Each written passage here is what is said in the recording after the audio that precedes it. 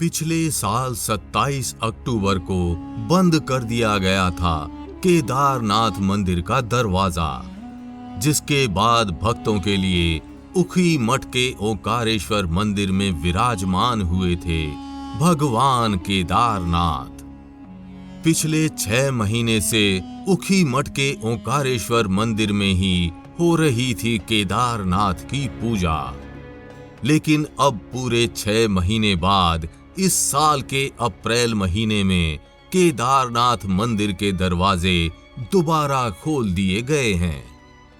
केदारनाथ को वापस उनके मंदिर में स्थापित कर दिया गया है, लेकिन आखिर ऐसा किया क्यों गया था? क्यों किया गया था केदारनाथ को उन्हीं के मंदिर से दूर? वास्तव में सर्दी के मौसम में केदारनाथ के कपाट बंद कर दिए जाते हैं।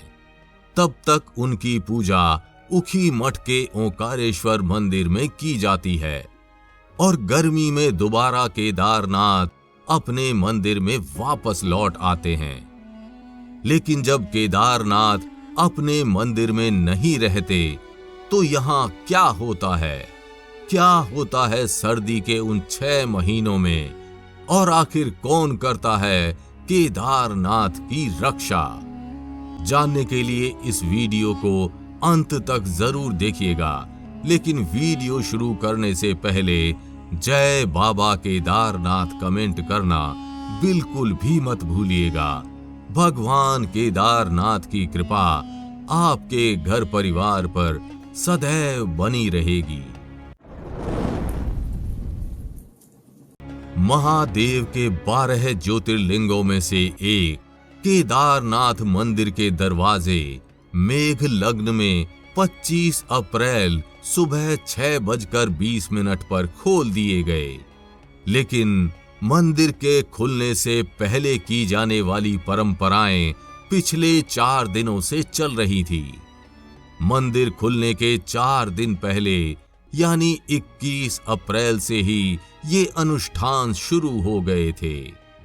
इस अनुष्ठान की शुरुआत उखी मठ के ओंकारेश्वर मंदिर से हुई, जहां पूरे विधि विधान के साथ केदारनाथ की गद्दी निकाली गई। केदारनाथ की इस पैदल डोली यात्रा में भारी भक्त सम्मिलित हुए और पूरे 4 दिन बाद ये गद्दी केदारनाथ मंदिर पहुंची, जहां पूरे विधि विधान के साथ मंदिर के कपाट को खोला गया। भगवान केदारनाथ का ये धाम सदियों से हिंदू आस्था का केंद्र रहा है। 4 धाम यात्रा के दौरान बद्रीनाथ जाने वाले भक्त यहाँ भी आते हैं, इसलिए केदारनाथ के कपाट खुल जाने के बाद आने वाले दिनों में यहाँ भक्तों की भारी भीड़ देखने को मिलेगी। और 6 महीने बाद सर्दी के आगमन से पहले केदारनाथ वापस उखी मठ के ओंकारेश्वर मंदिर में लौट जाएंगे।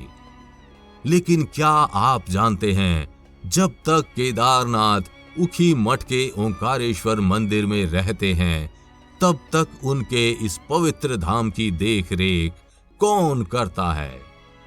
जिस प्रकार केदारनाथ के बिना बद्रीनाथ के दर्शन अधूरे माने जाते हैं, उसी प्रकार भुकुंट भैरव के दर्शन के बिना केदारनाथ के दर्शन अधूरे माने जाते हैं।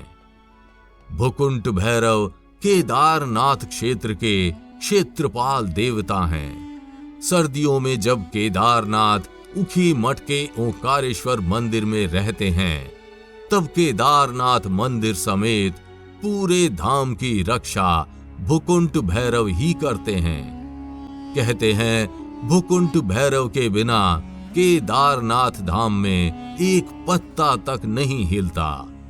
उनकी नजर यहाँ के चप्पे चप्पे पर होती है और उनकी इच्छा के बिना यहाँ कुछ भी नहीं होता। इसलिए यहाँ भुकुंट भैरव की पूजा का भी विशेष ध्यान रखा जाता है और केदारनाथ धाम में कुछ भी काम करने से पहले उनकी आज्ञा ली जाती है। केदारनाथ मंदिर से तकरीबन आधे किलोमीटर दूर दक्षिण दिशा में भूकुंठ भैरव का एक अति प्राचीन मंदिर मौजूद है, जहां विशेषकर मंगलवार और शनिवार के दिन उनकी पूजा की जाती है। केदारनाथ धाम में केदारनाथ के साथ भूकुंठ भैरव की पूजा की भी परंपरा है। केदारनाथ के कपाट बंद करते समय और खोलते समय भी भूकुंठ भैरव की पूजा की जाती है। आषाढ़ संक्रांति के दिन भूकुंठ भैरव को पूजकर विश्व शांति और जगत कल्याण की कामना की जाती है। बद्रीनाथ और केदारनाथ के मुख्य पुजारी रावल ब्राह्मण होते हैं। कहते हैं भूकुंठ भैरव केदारनाथ के पहले रावल थे और उन्होंने ही यहाँ केदारनाथ की पूजा की शुरुआत की थी। लेकिन केदारनाथ धाम महादेव का इकलौता ऐसा ज्योतिर्लिंग नहीं है जहां की रक्षा भैरव करते हैं। इसके अलावा महादेव के अन्य 2 ज्योतिर्लिंगों की रक्षा भी भैरव ही करते हैं। जहां काशी के कोतवाल को काशी विश्वनाथ का रक्षक माना जाता है, वहीं उज्जैन के महाकाल की रक्षा काल भैरव करते हैं। जहां जहां शिव आराध्य हैं, वहां वहां भैरव स्वयं ही आराध्य बन जाते हैं। बिना भैरव बाबा के दर्शन के भगवान शिव के दर्शन अधूरे हैं। फिर वो काशी के विश्वनाथ हों या उज्जैन के महाकाल, हर शिव धाम में भैरव बाबा की अपनी अलग महिमा है। केदारनाथ धाम की कड़ाके की ठंड में भी भूकुंठ भैरव यहाँ के चप्पे चप्पे की रक्षा करते हैं। इसलिए यहाँ की भयंकर बर्फबारी में भी केदारनाथ धाम को कुछ नहीं होता। यहाँ के बड़े बड़े बर्फ और आसपास के पहाड़ भी केदारनाथ का कुछ नहीं बिगाड़ पाते। अब क्योंकि केदारनाथ मंदिर के कपाट खुल चुके हैं, इसलिए यहाँ केदारनाथ के साथ साथ भूकुंठ भैरव के मंदिर में भी भक्तों की भीड़ देखने को मिलेगी। जिस प्रकार सर्दियों में बद्रीनाथ के कपाट बंद हो जाने के बाद भगवान बद्री नारायण की पूजा जोशी मठ के नरसिंह मंदिर में की जाती है, ठीक उसी प्रकार केदारनाथ के कपाट बंद होने के बाद उनकी पूजा उखी मठ के ओंकारेश्वर मंदिर में की जाती है।